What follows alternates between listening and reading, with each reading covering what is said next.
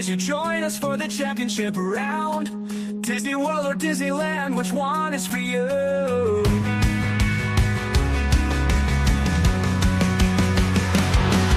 Tonight, the mind meets the madness. We dive a little deeper every time. Theme parks, cruise ships, and travel. If you don't listen, it's a crime. Tonight, we take on the best in the States, Disney World or Disneyland, and we eliminate them head to head to establish the grandest of the grand. Tonight, we take on the best in the States, Disney World or Disneyland, and we eliminate them head to head to establish the grandest of the grand. Tonight, the mind meets the madness. We dive a little deeper every time. Theme parks, cruise ships, and travel. If you don't listen, it's a crime. Tonight, we take on the best in the States, Disney World or Disneyland, and we eliminate them head to head to establish the grandest of the grand. Tonight, the mind meets the madness. We dive a little deeper every time. Theme parks, cruise ships, and travel. If you don't listen, it's a crime. Hello and welcome to our final episode of the Mousecast, where the mind meets the madness bracket challenge. It all comes down to two, as you heard in our intro song: Disneyland, Disney World, the two juggernauts of Disney in the United States battling head to head, and we're going to pick a winner tonight. But before we do that, let's introduce a couple of winners who are joining us tonight. Anne Marie is one of our guest hosts. Anne Marie, thanks for being with us. Glad to be back. And Mike is here. Mike, welcome to the finale, the championship, the main event. Thanks, Chuck. I'm happy to be here. This is going to be an awesome time. Megan is also joining us. Hawker here again. Hey, guys, welcome back.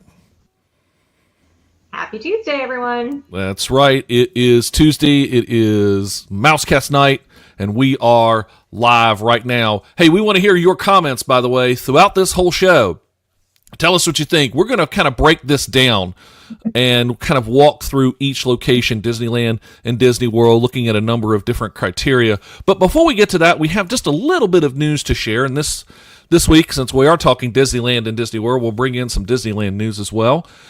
Something interesting happened over at Disneyland that frankly has kind of got some folks scratching some heads. Disney has actually opened up inquiries about joining Club 33. This has never, ever happened before. It used to be, almost, it truly was a secret, not so secret society, but in order to join it, you had to kind of know somebody in order to kind of get into it. Now, this does not mean you're getting in by any stretch of the imagination, but at least this is an opening of the door to say, hey, guess what? If you're interested in joining Club 33, it's still going to cost an arm and a leg, but you can at least express your interest now. This is totally brand new. I mean, very, very surprising. One other bit of Disneyland news, annual passes, or at Disneyland they call them Magic Passes, those sales have again paused. So, we'll see what happens there.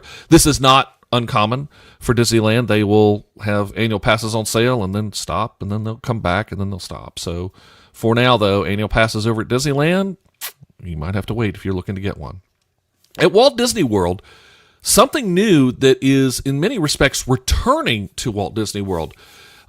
Disney is testing baggage transfer service only from the value resorts. So that's only from Pop, Art of Animation, and the All-Stars to get to take baggage to MCO, or Orlando International Airport.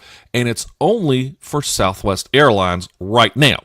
Obviously, this is a test, and it could be that this gets expanded to include more resorts, include more airlines. We'll have to see. There was a time well before COVID where there was such a baggage transfer service, but of course you got to remember that also was when Disney had Magical Express as well. So what's the future on this? We'll have to see, but it is nice to see some services returning to try and help guests. Over at Disney's Animal Kingdom, Meet Tucker, a new baby Maasai giraffe, has joined the safari this week. So, Tucker, welcome to Disney's Animal Kingdom, and we're thrilled to have you here. Tucker was born this week and has joined the safari. And then one bit of news that I'll share for Epic Universe, and I think, Hawk, you've got a little bit more, though. Pass holder sales just opened for Epic Universe. So if you're a Universal pass holder and you're looking to get to Epic, get them while they're hot because, by the way, they're really, really hot.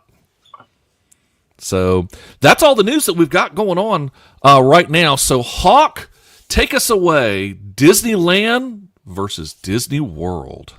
Okay, so first, guys, we're going to set a couple caveats that we're going to do a little differently than we've done the other shows. You're not going to announce which one you would prefer until the end. We're going to have conversation and some debate up front, and we'll make final decisions after we have these conversations and kind of go through what we're finding the greatest aspects of both sides of the parks. And we're going to analyze from history, nostalgia, the accommodations available on both sides of the coast. We're going to go into food options, transportation, all kinds of things, kind of touch on it all a little bit. But first, I want to go with our personal memories or feelings when everyone here has experienced both parks. So I want to have you touch on the differences you felt when you entered each park for the first time, and just kind of spark how your nostalgia goes back for yourself and how it made you feel. And if you had started with either Disneyland or Disney World, depending on your age, and how you saw it differently when you went to the other park. All right. So we're going to start things off. We'll start up in Megan's corner in the great state of Texas. So Megan, give us a little run on your feelings of your first time at Disney World and Disneyland. So I've been going to Disney World for over 30 years. I was 4 the first time I went. I do remember pieces of that trip, and my family went pretty frequently when I was growing up. Caribbean Beach was our home resort. So that has a lot of pull for me. It's one of I think the most divisive resorts on property. People love it. They hate it. All the things. I adore it because I have that tie to it. Did not go to Disneyland until I was an adult, and I was in my 30s. But I also, my first trip to Disneyland was with my best friend, and it was her first time ever going to any Disney park. So for me, that was awesome. And we were standing our first morning on property. We landed super early at LAX, and we dropped our stuff at the hotel, and then we went and we still made rope drop at Disneyland. And we were standing outside the gates, and a cast member came over because my friend had tears in her eyes. We weren't even in the park yet, and she's already like in tears. Cast member came over and started talking to us, found out it was Sarah's first time ever at a Disney park, and actually made us co-family of the day. And so they let us in and let us help open the park. So that was my first experience in Disneyland, which is completely magical. I will say, as I think a lot of us who did Disney World, maybe at least once, but definitely over time before we hit Disneyland, you make that turn at Main Street and the castle comes into view. And I will admit, I'm one of the people I went, that's it. Because Disneyland's just a lot smaller. I adore Sleeping Beauty and the castle's beautiful, but there's a significant size difference. And it's a little, just a little jarring the first time, like, this is different from what I'm used to down in Florida. But I have really great childhood memories that pull me to Disney World, but I have really great first time Disneyland experience with that adult trip. And so a lot of pull on both for me there. Okay. Mike, what about you? Yeah, I started out going to Disney World. I was about 16 when I first started going, so I'm a little late to the party. But so the first time I went to Disney World, obviously at 16, and that was the first time I ever been on a plane. First time I ever left Minnesota, other than to go to Iowa or whatever to see my grandma. So it was pretty big to me. Like I was like, oh wow, this is really cool. This is what the outside world looks like. Um, we stayed at All Star Sports, kind of like what Megan was saying. Like not a lot of people like it, but you know it's there.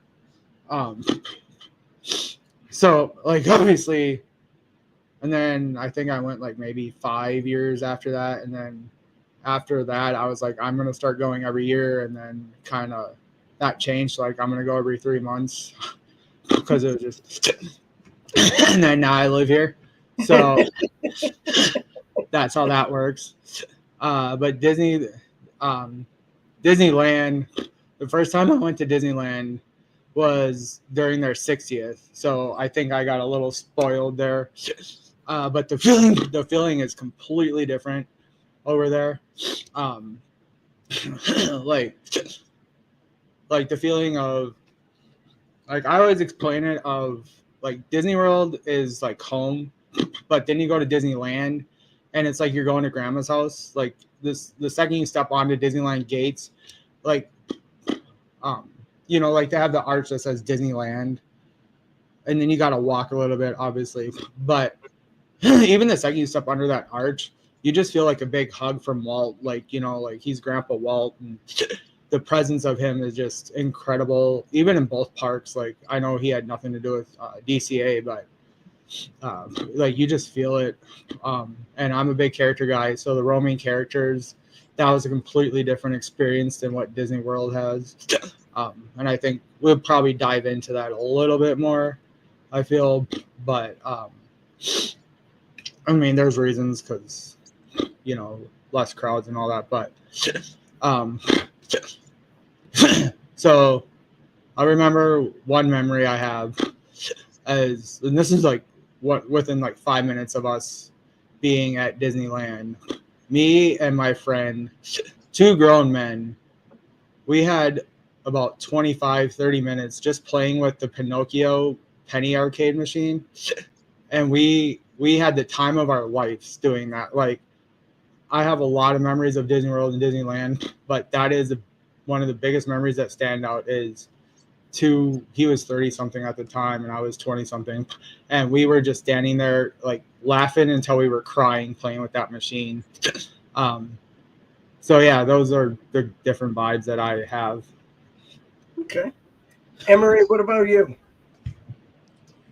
So I went to Disney World for the first time in December of 1980. In fact, I was in Magic Kingdom when they announced on the speakers that John Lennon had been assassinated. I don't remember this though, because I was a baby.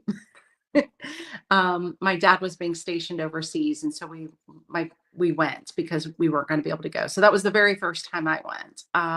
And then, going on those school trips and everything, my parents didn't really take me as a kid. I have gone more as an adult. I went on choir trips and, sports trips and everything. Disneyland, on the other hand, my dad grew up in Buena Park. In fact, his parents moved in and they were the first homeowners of a house right across from Knott's Berry Farm. And they moved there about 6 months before Disneyland opened, and my dad was 7. And my dad and his parents in their adult life did not have a good relationship. And when I would visit my grandparents, the joy in their eyes when they would tell me how they would tell my dad when he was little, they would show him on Sunday nights when Walt Disney would have the Walt Disney Presents. And I would be watching TV with my grandparents, and I was in high school and college when I was visiting them. And just seeing on their face the joy, and they loved telling me how much they loved showing my dad, what this was coming and how this was going to be opening. And it was right by their house. I mean, my grandparents' house that they had owned it's like a 2-mile walk. It's very doable. And so when I first went to Disneyland, going in there, my grandparents had already passed. And so walking in there, it was that nostalgia for me. It was like a different personal experience, so and yes, the castle, but I knew it was going to be, smaller and everything. But the difference I felt was more personal because of just knowing that their relationship had, not been the best, and they had those fondness. And that's what Disney, I think, is Disney brings people together. It brings friends together, it brings families together, and just so that's a fondness that I personally have. Now, as for visiting, I've only been to Disneyland twice, and Disney World, gosh, I think about 12 times now. Um, but it's different. It's different for me on that. And I think we're going to be going into more of that nostalgia. And when we talk about like the rides and everything, because Disneyland is obviously the original. And I feel like when you're there, you have a lot of those original feelings. And then there's that history too, because depending on how old your parents are or your grandparents are, etc., there's that history there, because more than likely for us as adults, our grandparents might not have been to Disney World, depending on their ages, but we're only, to Disneyland. So that's my personal history of visiting both parks. All right. And Mr. Barry White, what do you got for us this evening? Yes, so my apologies, folks. I'm a little deeper voiced tonight. So the laugh is that Barry White is joining the podcast tonight. So, and we've talked about this in previous episodes about some of my first, and we all talked about some of our first memories at Walt Disney World. My first trip was in 1976. I want to say maybe the summer of 76. Was younger. We first went to the Six Guns theme park, which was actually over in Ocala, Florida, and that has always been near and dear to my heart because my dad was one of the owners of Six Guns, and so it unfortunately is the only memory of Six Guns now is a little strip mall somewhere in Ocala. But so it was always kind of cool. We had a lot of pride in Six Guns, which was a Western-based theme park in Ocala. And then we went to Walt Disney World. And of course, at the time, 1976, it was only the Magic Kingdom. And I have some vague memories of it. Obviously, nowhere near as many trees. I can remember later on going, where did all these trees come from? I didn't come back to Walt Disney World until 1983, the year after Epcot opened. And I have very, very vivid memories, especially of World Showcase in Epcot, especially the Japanese pavilion. For some reason, at the time, I was really big into Japanese culture and samurai and ninjas and all that kind of stuff. I was a middle schooler kind of thing like that, and so very, very vivid memories of going around World Showcase. I didn't go back to Walt Disney World until 2007 when I was bringing my own family, and it was Star Wars weekends, and it was very early June of 2007. And I still had, again, I've talked about this before on the podcast, we had started the day at Hollywood Studios and then took the friendship boats over to Epcot coming in through the International Gateway. And as you're coming along that western side of World Showcase, you don't really see Spaceship Earth until you clear the Canada Pavilion and go past the refreshment port, and it's like a curtain being unveiled, and boom, there is Spaceship Earth. And I vividly remember this feeling of meeting a long-lost friend again. And every time that I go into Epcot and make that same trek, I remember vividly that day. I remember vividly that experience, and that is why every trip, first time I see Spaceship Earth, I say, hello, old friend. And every time we leave, I will say, I will see you again soon. I say that to Spaceship Earth. Not necessarily to Cinderella Castle, which I love, and I remember going and seeing Cinderella Castle. Ever said it back to you, Chuck? No, not yet, but one of these days. But I tell this story because here we go to 2012 and my first opportunity to go to Disneyland. And Mike, you hit it on the head. Walt Disney World is home to me, but Disneyland is where Walt walked. And the minute and this was May. I want to say it was May of 2012, and I'm walking on to Disneyland. I had flown to San Diego for a conference. I was, connected to the LA area because I had just started my master's degree program at the University of Southern California. Fight on for all you Trojans that are listening out there. And I had the opportunity to go to Disneyland for a couple of days while we were there. And so you walk onto Main Street and you get into Town Square. And yes, you see Sleeping Beauty Castle down at the end of Main Street, but that's not the signature piece. The signature piece is looking to your left, and you look up above the firehouse, and that lamp is lit. Now, for those of you who may not understand the significance of this, above the firehouse is where Walt Disney's apartment was. And Walt Disney, in some respects, lived at Disneyland. No, he didn't permanently live at Disneyland, but he actually, at times, resided in this apartment at Disneyland, and it is still available to see on some special tours and things like that. I've yet to have that opportunity, but one of these days. But now, every day, that lamp is lit. And the lamp was lit when Walt Disney was in residence at Disneyland. And so just like Spaceship Earth, I say, hello, old friend, and farewell. To the lamp, I say, depending on the time of day, good morning, good afternoon, Walt. And walking out at the end of the day at Disneyland, I tell Walt good night or goodbye, again, depending on the time frame.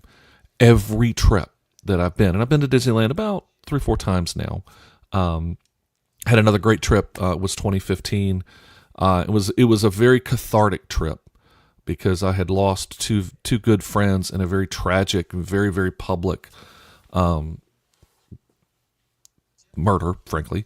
That were two friends of mine who were in television and were frankly killed on air.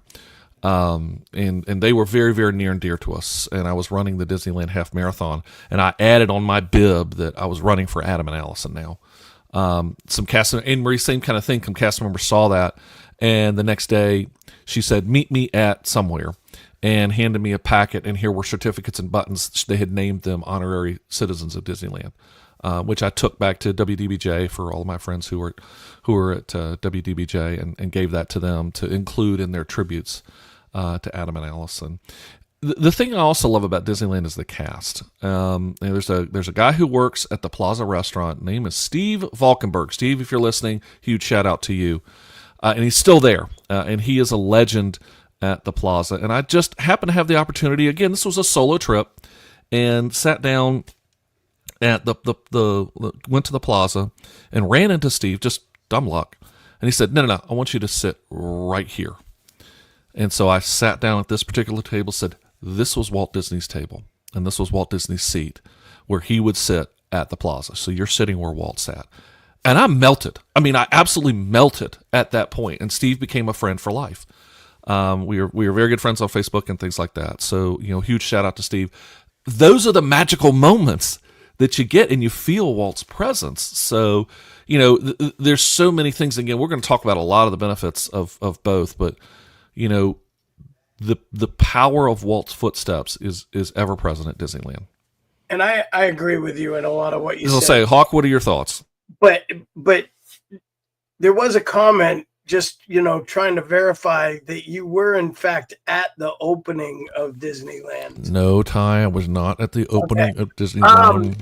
I was not one of those kids running across the bridge. But do you know who was? But do you know who was one of those kids running across the bridge? As I understand it, George Lucas. Well, there you go. That's actually some interesting trivia. I actually, if I'm correct, I think that's correct. I had a little touch of everybody's story in this. Like I first time to Disney World was in 1974. I was too young to remember going. But I went with my mom and my grandmother, and we went to visit my grandmother's mother down in Florida. And I have seen the pictures of, one of my favorite pictures and most nostalgic memories for me is sitting on Dumbo with my grandmother, and getting that picture and having the picture of Pooh when Pooh was the giant barrel and had the honey pot on his head. And I don't know how kids didn't get scared crapless at some of the characters that were going on in the 70s in those parks. But Yeah, Mickey Minnie looked a little rough. whew, I mean, seriously, you go back and look at pictures and you're like, how was this fun? But it was, and it was magical. And for the time, it was the, pioneering new place to go and an experience unlike anything that had ever come to the East Coast. And I, much like several others, didn't go back to Disney World until 1986 when I joined our first big family trip and went with my sister and my parents, and we stayed at the Polynesian, and I wanted to rent the dang boats and chase down the ferry boat wake and jump it all week long. That's all I cared about doing. I was like, I just want to drive a little boat. But I have great memories there. And as you said, Chuck, you pull certain things out. In that particular year, I was trying to become a marine biologist. I really wanted to get into studying, and I was fascinated and had reached out to people at Living in the Seas beforehand, the Living Seas exhibit. And there was a woman there named Dee Dee Rector that was a director and trainer at that time.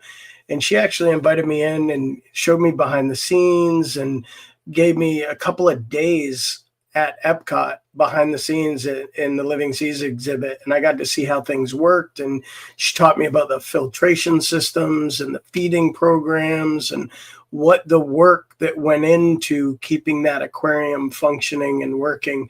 And it was absolutely fascinating. And a great, great memory from my childhood is, and I stayed in contact with her for years after, writing letters and staying in touch.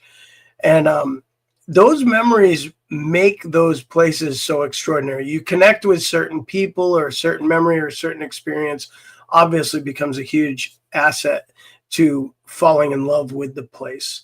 Disneyland, I didn't go to until 2015.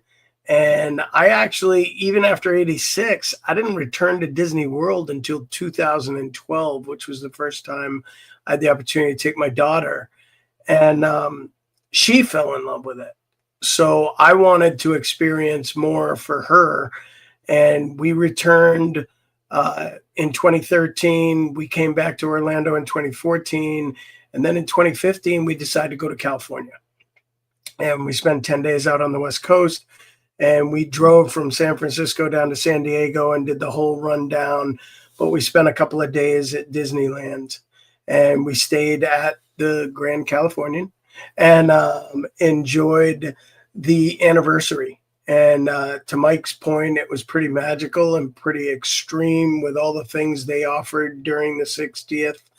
I was, like you, Chuck, just blown away by the fact that you could almost feel Walt's presence. And to Megan's point, size matters, California. Like, what is going on? You just missed the boat there. We know, if you study the history, that the regulations, they didn't want the castle up affecting the city skyline, and there were height regulations and everything else. And thinking in that realm, to know that, it's incredible how much is still actually accomplished in Disneyland to keep you feeling as though you cannot see any of Anaheim around you. You were just in that lonesome zone. And I really do think they do an amazing job out there. I'm looking forward to debating and talking about some of those things. And one of the first ones I want to touch on is rides. They duplicate a lot of the rides, but yet they're so different. And, me personally, I'll even start this one off. I feel Disneyland has superior rides to Disney World. I think even though there's a smaller footprint, the parks are smaller, there's not as many rides as there are at Disney World. The ride quality is better. I like the ride vehicles. I like the ride setup. I like the routes. Space Mountain, wins at Disneyland. For me, Haunted Mansion wins at Disneyland. Pirates wins at Disneyland. Small World wins at Disneyland. The one I would counter for me personally, Big Thunder Mountain. I actually like Orlando better for me on that one. And not a lot of people do, but I still hold on to Big Thunder is better at Walt Disney World. But I'm curious to what everyone else's thoughts are on the ride aspect of the parks. So we'll start with Anne-Marie this time. I'll go to the other corner and start up there with you. So Anne-Marie, what are your feelings on that? Well, you guys know I'm not a big adventure rider. So a funny story is the first time I was at Disneyland, I was by myself and had my Minnie ears, on. And I was on the Pirates of the Caribbean ride, and I was not prepared for 2 drops. And after the first drop, that scared me. And everyone looked back. Thank goodness they were all adults, because the word that came out of my mouth was not Minnie approved. They all laughed when they saw my Minnie ears. And I said, how many more drops are there? And there may or may not be a video of me hyperventilating on the Cars ride that's on YouTube. But I have to agree, I love the rides there more. And I'm not a huge rides person. I'm there for the nostalgia. I'm there for the food. I'm there for, seeing my kids and seeing people. I even enjoy seeing parents with little toddlers throwing fits, just because I'm not in that stage anymore. I love just the livelihood of the parks. But I agree, the rides and there's not technically as many rides, but the rides, they're closer together. The lines don't feel as long when you're waiting for the rides. We were there this past June and standing outside, and just the Nemo ride at Disney World versus using the submarine, which is of course the old Thousand Leagues Under the Sea ride, but just the Imagineering feels more intense, and the rides are longer. Pirates of the Caribbean, I want to say, is like a solid 10 minutes longer at Disneyland. And so when you're standing in those lines to get on those rides, it doesn't feel like waiting to ride ratio as bad sometimes. So the rides, I think Disneyland all the way. Chuck, how about you? This is an interesting one, because I think Anne-Marie hits on a really good point. A lot of the rides that we have, I'm going to kind of walk backwards into it. A lot of the attractions that we have at Walt Disney World, with the exception of Space Mountain, are Generation 2. It was first developed at Disneyland, Pirates. We have a version of Pirates over in Walt Disney World. It is shorter. I don't know if it's 10 minutes, but it's definitely several minutes longer. And that's because they had to rush to get Pirates in, because, to be honest, Pirates was never planned for Walt Disney World. That was going to be, Thunder Mesa and a whole different experience that was coming to Walt Disney World. And everybody, when they went to Walt Disney World, when it opened in 1971, said, "Where are the Pirates?" And Disney said, "Uh-oh, we need Pirates." So they very hastily put in Pirates, and they had to cut it short. So yes, the Pirates at Walt Disney World is a shadow of what's at Disneyland. Interestingly enough, and then you have It's a Small World. It's the original. This is what was in the New York World's Fair. And since then, you have seen Disney take the very conscious step of adding, very subtly, some were really kind of pitched a fit when this was first announced, but go see it. Really, it's very subtly that you have characters added in. Not at Disney World, and very intentionally not at Disney World, because of other things that we'll get into. Haunted Mansion, the same thing. I would kill to have Haunted Mansion holidays at Walt Disney World, but it will never happen. Disneyland, you have this experience, and so Haunted Mansion totally changes for a third of the year. You have at Disneyland literally the granddaddy of them all, the Matterhorn, the very, very first steel tube tracked coaster designed by the great Bob Gurr. You now go to any theme park, anywhere. What do you see? Steel tube coasters. Where did it start? Matterhorn at Disneyland. Those are some of the iconic attractions. Then you go over to California Adventure, and I still argue in some respects that Radiator Springs Racers may be quintessentially the best Disney attraction in the United States, hands down. You have all the benefits of Test Track. You have all the benefits of a dark ride, and you have it all put together. The storytelling is phenomenal. So I love the attractions at Walt Disney World. I love Spaceship Earth. I love the fact that you have several attractions over at Walt Disney World that aren't at Disneyland. I'll challenge you on Space Mountain just a little bit. Space Mountain's the original at Walt Disney World. But again, you don't get the overlays like you have at Disneyland. And so that, I think, changes everything for Disneyland. So, I would probably have to agree that the attractions in general at Disneyland, if you're kind of comparing them, probably do outweigh those at Walt Disney World. Even though at Walt Disney World we have a lot more of them, but what's at Disneyland / California Adventure, I think, might take the edge. Megan, what do you think? So one of my favorite rides at Disneyland, and I enjoyed at Disney World as well, but one of my favorite rides is the Disneyland train. And I love it more in Disneyland than I do Disney World. You've got the sideways facing seats. You've got really great views going around the parks that are actually of the parks, including over by Small World. And, dipping a little bit into food and beverage, my favorite thing to do is to grab a mint julep and then get on the train, because they're right there next to each other in New Orleans Square, and take that all the way around and just sit and have my little, non-alcoholic mint julep and just enjoy watching other people, deal with their toddlers, unlike mine. Anne Marie, I'm so glad you get joy watching families like mine deal with our toddlers. So the train for me is really, and again, that feeling of Walt. I love the train at Disneyland so much. I'm actually one who I prefer Pirates at Disney World. That's like universally not the opinion of anybody else. I'm bored at the beginning of Pirates at Disneyland because you're just sitting in the dark waiting for it to start. And I'm like, okay, I don't care about Blue Bayou. Just get me to the ride. And I'm just ready to get it started. So I'm one of like a handful of people, I think, that prefers it at Disney World. I also grew up with it doing Disney World. So, I also was not ready for that second drop the first time I wrote it. I would just wish that either version, both version, they'd rip out.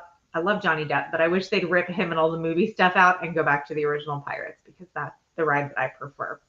The pre-movie pirate experience.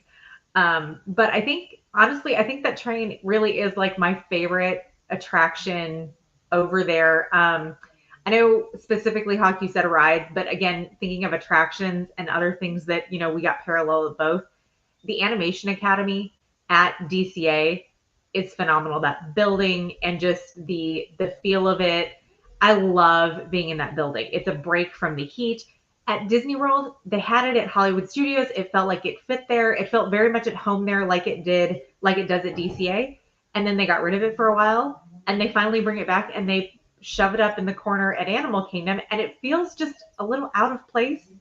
It feels like people love this, so we're going to bring it back, but we're going to put it where it doesn't really belong, because we have other plans for the space where it lived over in Hollywood Studios.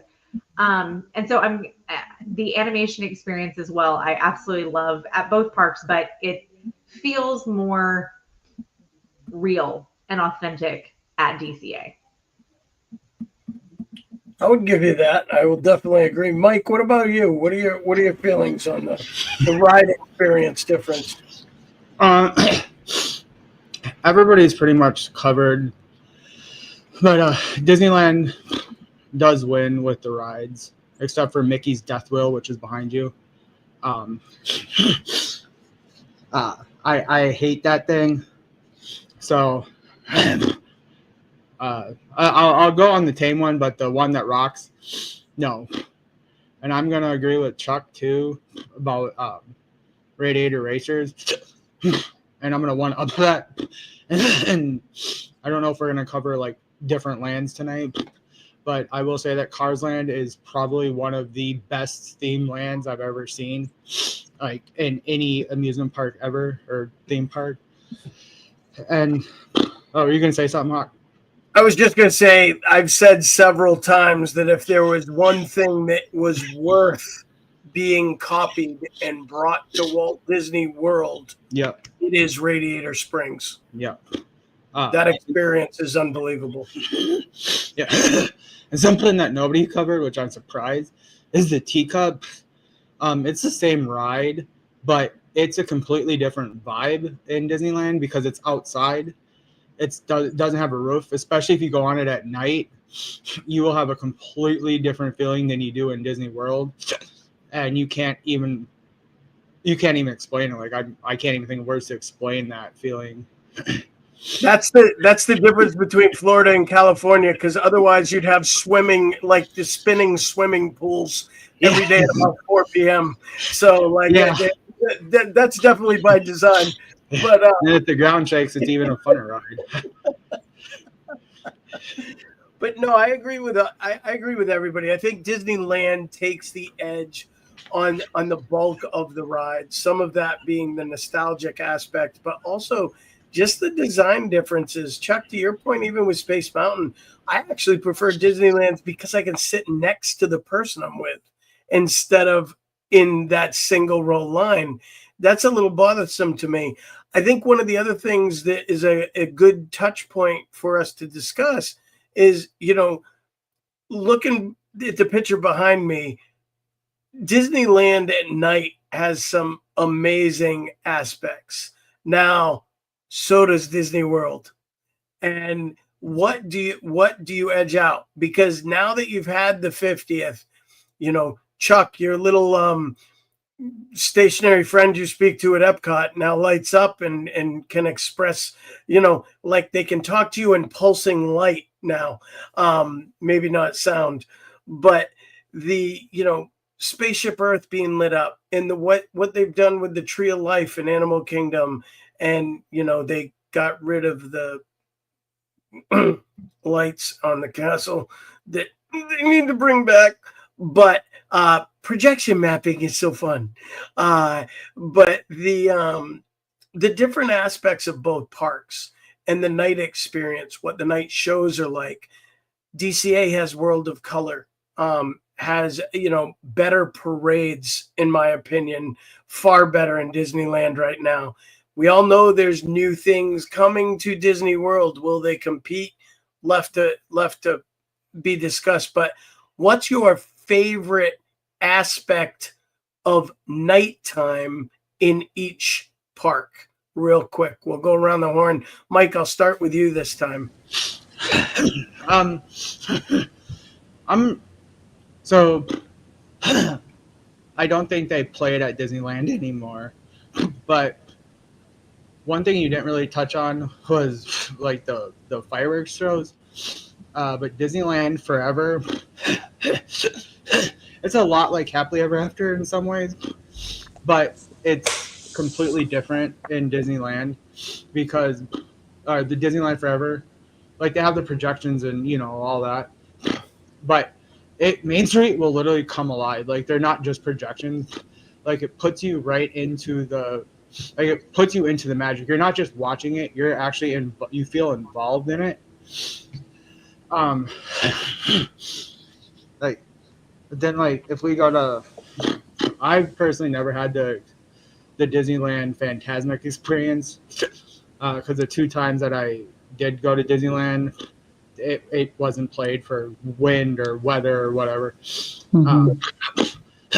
But then if you think about like Fantasmic here in Orlando, I think that's the best nighttime show. Just because I just like water. I'm just happy when I watch it. So the 2 different, it's like I said, I don't know what nighttime aspect I like better, but all right, water of color. like I said at the beginning of this episode, I was spoiled with that because that was the Neil Patrick Harris when he was narrating, and then they used Walt in it. So that has a lot of emotional background for me. Yep. So I don't want to pin that up against anything because, like I said, it's not really fair. But that Watercolor is one of the best shows too. So Yeah. yeah, I don't have a big opinion because they're just both unique. Okay. All right. What about you, Megan?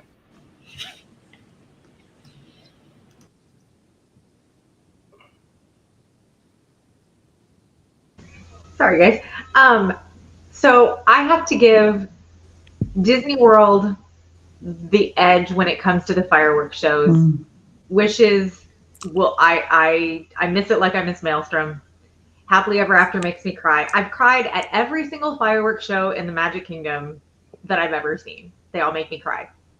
Disneyland's fireworks show, even though I agree with Mike, like Main Street comes to life a lot of times. I don't know if it's every single show that they do, but they do the projections along the buildings on the side of Main Street. It's great, but they don't make me cry. I don't get those feelings with that. Disneyland for me gets the edge on everything else. As far as nighttime goes, I prefer Fantasmic over at Disneyland. The show, I prefer the seating at Magic Kingdom because at the end of a very long day at Disneyland, having to stand to watch Fantasmic is hard. But there's the huge pirate ship that you don't get at Hollywood Studios because there's not room for it. So there's space for different experiences in the Disneyland show that I just absolutely love. And then you got the 1-2 punch of World of Color, and it's coming back next month. Paint the Night. I am not a parades person, not at all. I am going to Disneyland this summer for the single reason of me wanting to see Paint the Night. And I went twice, 2 months apart in 2017, so I could see it over and over and over again. I will make that trek just to see Paint the Night. I listened to that soundtrack. So nighttime Disneyland, 100% for me. Disneyland wins that hands down. All right. Anne-Marie, what about you? I love the fireworks at Disney World and, the projection and all the different shows and everything. But I used to have the terrible fighting toddlers, and now I have the hygiene resistant teens. And so for weather, I got to go California. There's not as much sweating at night. You don't have the mosquitoes biting you. So weather-wise, California, regardless of the show, I'm going to spend more time outdoors. And plus, it's a shorter walk. Even we usually stay at the Grand Floridian and then the Grand Californian, and so just ease and at the place where I am in life right now. All right, Chuck. All right, so fireworks at Walt Disney World wins hands down, and for one main reason. They have them at Walt Disney World. Remember, fireworks at Disneyland are only on the weekends. That's it, Saturday, Sunday. And you don't have fireworks during the week because, of course, there's much more residential and all that kind of thing. So fireworks wins hands down. Now, had this been a few years ago and Illuminations was still around, I would say I'll take Walt Disney World hands down all the way. But Illuminations is gone. Harmonious is, frankly, fortunately, thank you, gone. Luminous is good. It's a good show. It's still not Illuminations. But that being said, 3 little words: World of Color. Why is this not in Disney World right now? I cannot explain. They have the perfect place either at Animal Kingdom or do it at Disney Springs. Why is it not there? I don't know. Make it happen, Captain. So, with all of that, yes, I'm looking forward to Starlight coming, but when it comes to the nighttime, if you're talking fireworks only, then yeah, we got to go Walt Disney World. But if you're kind of weighing the whole package, no, it's Disneyland. I mean, World of Color. If you have not seen World of Color, get your butt to Disneyland right now and go see it because it will blow you away. Pack the tissues. It makes me cry. All the time, every time. So I have to agree with Megan on Paint the Night is a must. But I will say, to Chuck's point, World of Color, and if you have a park view room in what used to be Paradise Pier, and now it's whatever they're calling it. What's the new name for it? Pixar Pier. Pixar Pier. Pixar Pier. So, but that hotel with the park view room, and you can pipe in the show music and stand with your sliders open and watch World of Color from up above it. It's incredible. We did the dessert party for World of Color, and I will tell you, if you have the opportunity, they sit you in director's chairs at that show for the dessert party. It is the most comfortable dessert party I've ever gone to at any Disney experience. It was amazing. We absolutely loved it, worth the money. Disneyland wins the night overall for me too. To Anne Marie's point, the weather, we happened to be there during like a record-setting heat week. It was over 100 every day. We did sweat, but it was still on the overall. I mean, I've spent time in Southern California. I lived out there briefly. It's just a beautiful temperate climate. You don't deal with a lot of the same problems you do out here. And I mean, look at the view when you're sitting out there for that World of Color show. And Chuck, I'll tell you, it'd be a great thing if they did it in Animal Kingdom, but no one would stay for it. That's the unfortunate part. No, I get it. And by the way, for World of Color, they need to do it at Epcot. Yes, I would agree with that. They need to eliminate the night show at Epcot, get rid of the fireworks, put the pumps and sprinklers in there, get it done, and they need to do World of Color in World Showcase. Oh, that would be awesome. And speaking of World of Color, one of the best views, not the first time you see it, but later on, behind you where you can see Hawk, where the Paradise Pier is and there. Actually watch World of Color from the backside. You really get a great view of how it all is done. Yep. No, 100%. That's another aspect to being above it too, Chuck, is you can see all the platforms and see everything that's creating the show. It's absolutely amazing. We got a few minutes left. The last thing I want to touch on before we run around and make decisions on the overall of what our pick is of Disneyland or Disney World is food. Because there are a ton of options at Disney World. It blows Disneyland out of the water. However, in my personal opinion, food quality, especially quick service, is by far better at Disneyland. So we're going to spin around and get some others' opinions on this, and then I'll share a little bit, and then we'll take our final vote. But I'm going to start with Chuck on food because you look hungry, Chuck. Yeah. Oh, I am actually starving right now. So to your point about quick service, in general, I will say, yeah, kind of, sort of. But even then, the last time I was at Disneyland, I did struggle a little bit trying to find different quick service. They did have, and I remember, I don't know if it's still there, but over at DCA they had this was before San Fransokyo was created, but it was an Asian restaurant that was over there, and I mean it was just delicious. I'm an Asian person. I love Asian food.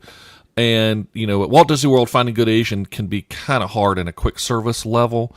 Counter or table service, whole different ballgame. There's some amazing restaurants. So, but really, if you're going to look at the whole package of dining, it's a no-brainer. It's Walt Disney World, hands down. The restaurants at Walt Disney World are phenomenal.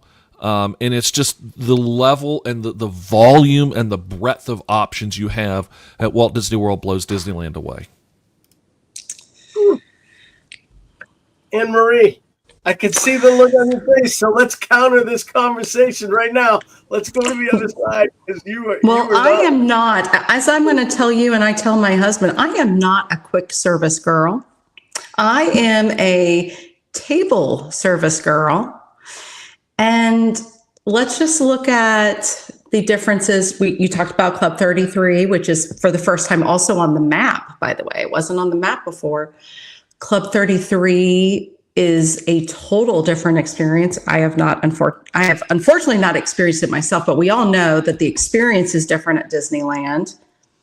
Is there a $15,000 option at Walt Disney World? Because there is at Disneyland if you have that if you have that ability, I think Disneyland has some really high-end options. I feel like they have options way up here and way down here. They don't have as much in the middle. Like Disney World is definitely a lot more in the middle of their options for those. But the uniqueness, I mean, 21 Royale, that experience, which obviously I have not done. I don't think any of us have done that, but that is such a unique experience. The fact that they have that offering for people. Club 33 at Disneyland is a destination. It is a world dream for so many people. How many people are saying it's their world dream to do Club 33 at any of the Disney World parks? It's just, I think for everyday dining, you're right. But I think for above and beyond, it's a dream for me. If I can get into Club 33 in the sewer section of Walt Disney World, I'm signing up to go. It doesn't matter to me because I ain't getting in anytime soon. I think that Disneyland still has some very unique offerings that you don't even have in a lot of cities, around the country or world. So I still got to go with Disney. I think I got to go with Disneyland still. Okay.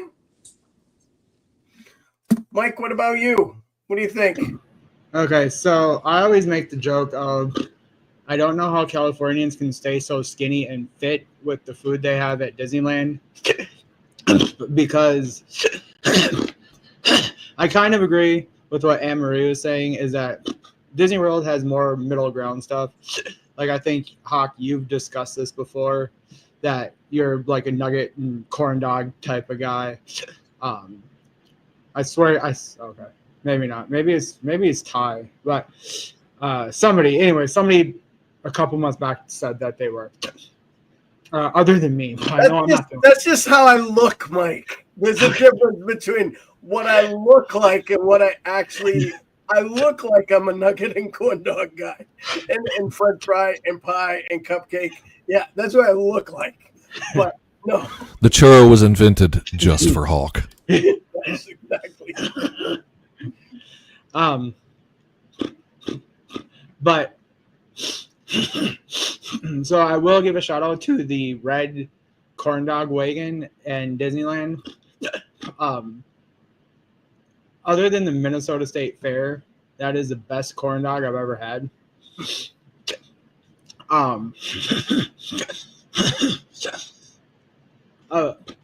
Character dining over in Disneyland,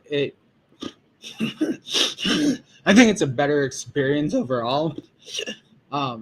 Because they like mix the characters over there. Like you could be eating with Winnie the Pooh, Piglet, Mickey, and then you have like whatever face characters. But versus like Disney World, they would be like, they keep it very like, all characters out of like, all princesses or all one movie. So I'd say Disneyland wins with the character dining experience.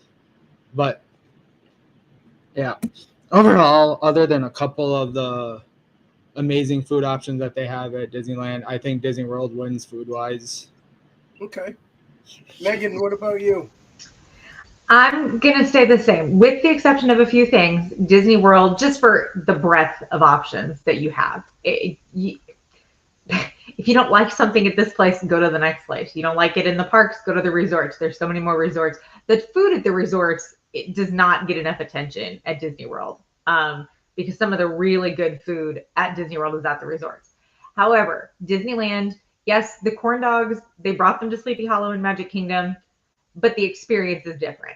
That red wagon is a great, like, classic Disneyland experience of standing there and ordering your corn dog. The snow-capped lemon at Pixar Pier, the Abominable Snowman's stand.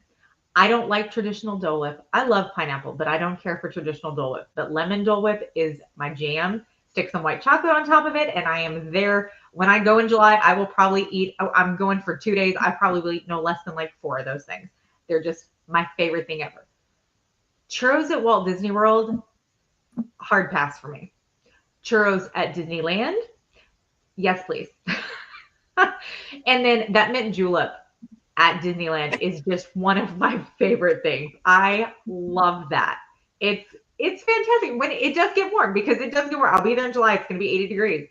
I will be there. It's a great, refreshing drink because it's not, it's not the alcoholic version. So it's perfectly, you can go that way, but it's just a great option. And then stick me on the train.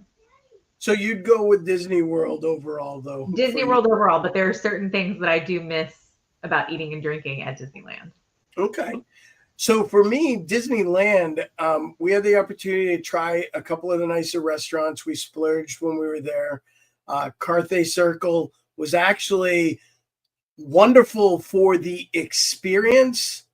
Worst food we had at Disneyland. I think it's overrated. I will agree with that 100%. We got a steak, and I asked for it rare, and I could have made a pair of Carhartt boots with the steak. It was so leathery. We asked to send it back to the waiter, and he basically said, nope. So we wound up speaking with a manager over it. And I loved that restaurant. We loved the experience, the inside, the design, the fact that, it was amazing. Just a little disappointed with the food. The Italian place in DCA, the sit down, we had a fantastic meal at. Really enjoyed it. And I was pleasantly surprised as someone from Boston that dines in the North End.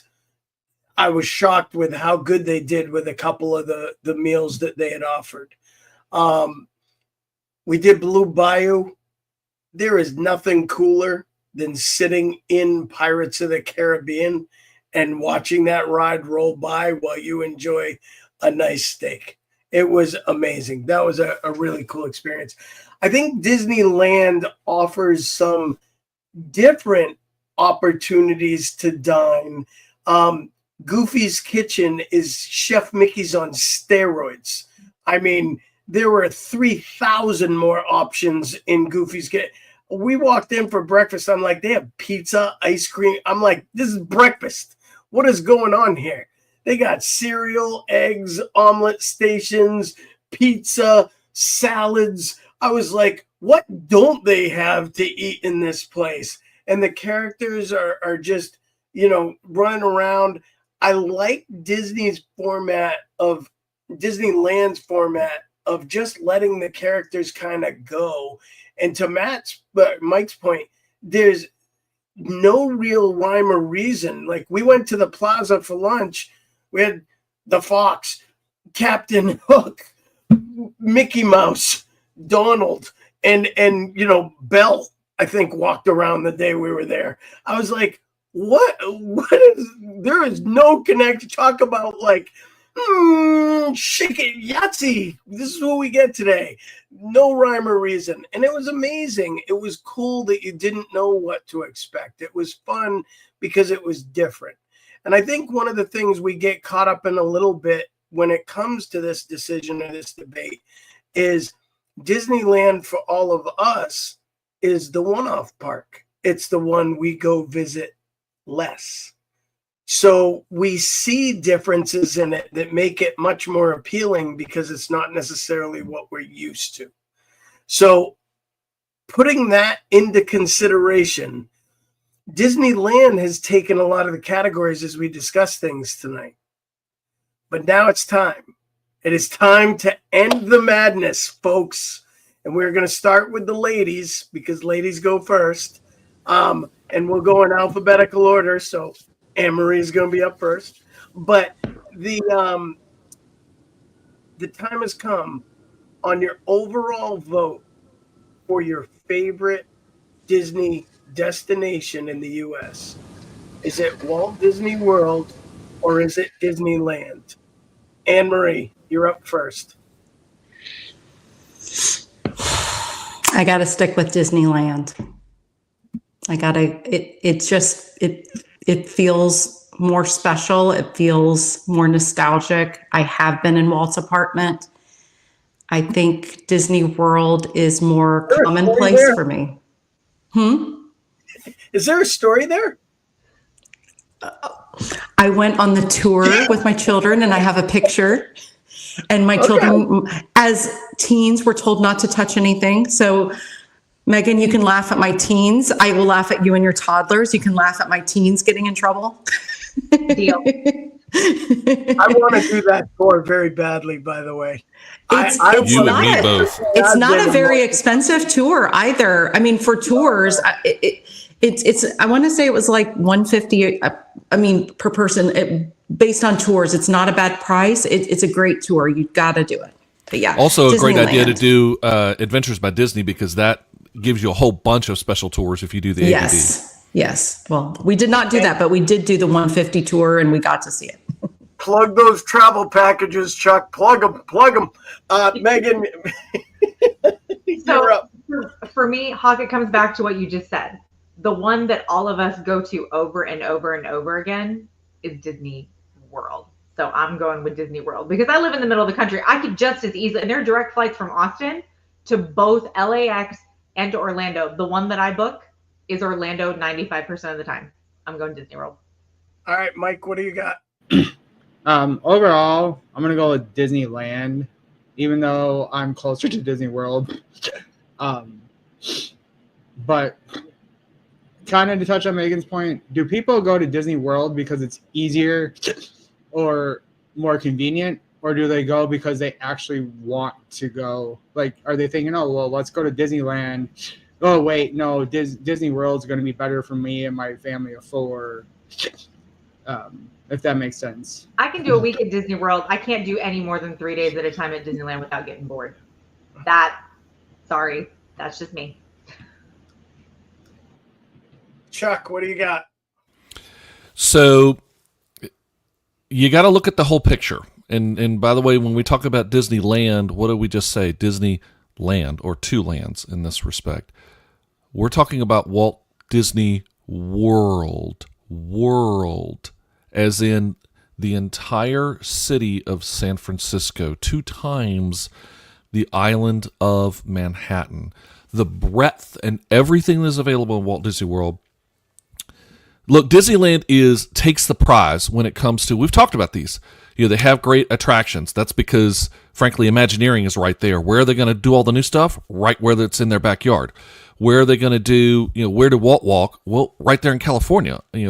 Had Walt lived longer, we might have different nostalgic experiences about Walt Disney World, but sadly he passed away before it could happen. So, but when you look at the whole package, again, Disneyland, 3 resorts. Walt Disney World, a gazillion resorts. Moderates, values, deluxes, villas, the whole 9 yards. All of that is available at Walt Disney World that is not at Disneyland. So when you look at the breadth of it, there is a reason why the world's #1 vacation destination is not Disneyland. It is Walt Disney World. Think about that for a minute. There's a lot of things that can be done in the world. The world's #1 vacation destination. The world, we're Mousecast. This is the 5 people here. No, your opinion, not it's the world's opinion. It is, but my opinion, I agree with the rest of the world. It is Walt Disney World. All right, so this leaves me with a conundrum. It all comes down to Hawk. I have to come down and be the tiebreaker on this. And Megan brings up a very valid point and one I was going to bring up. Disneyland's a location I can only spend a couple days at.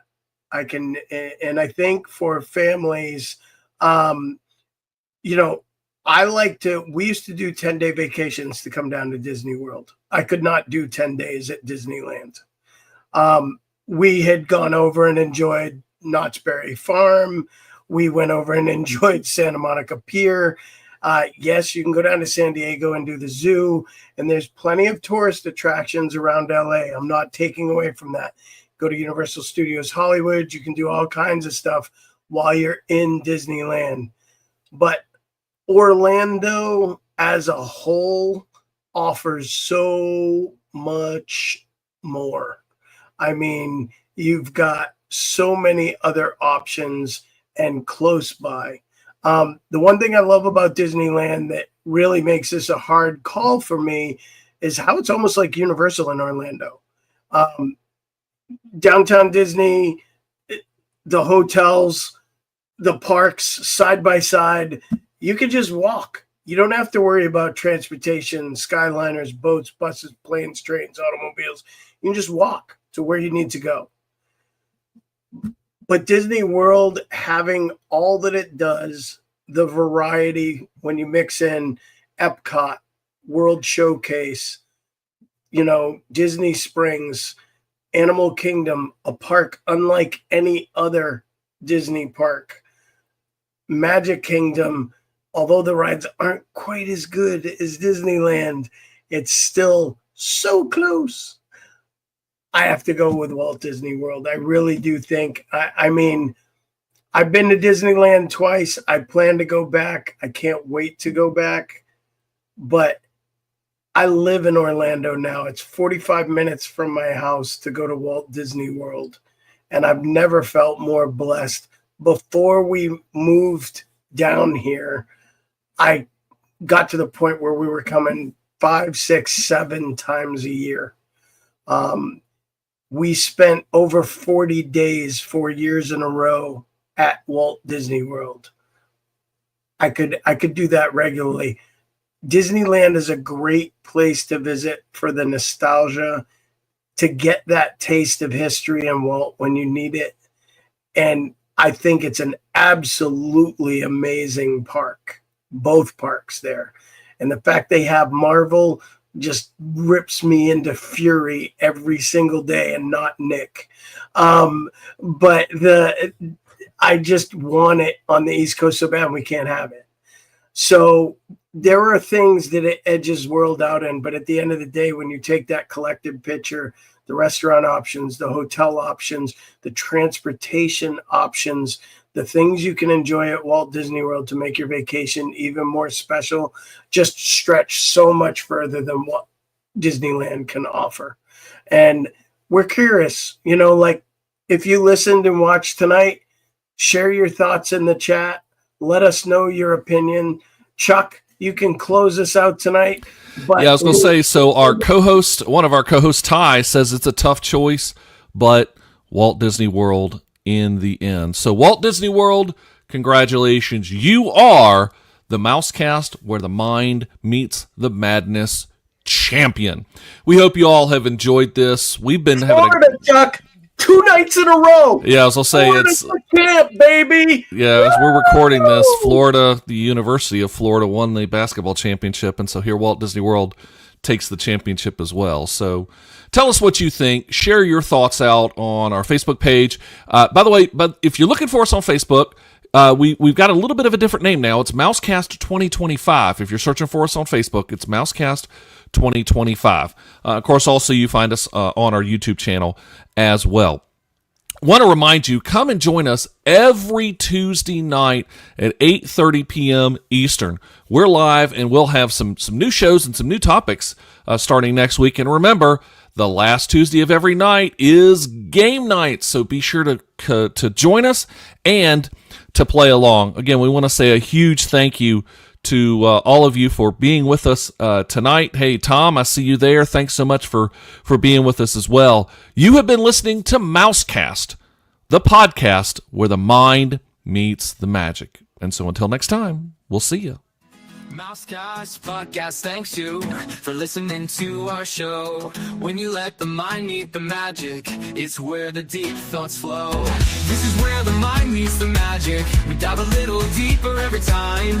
Theme parks, cruise ships, and travel. If you don't listen, it's a crime.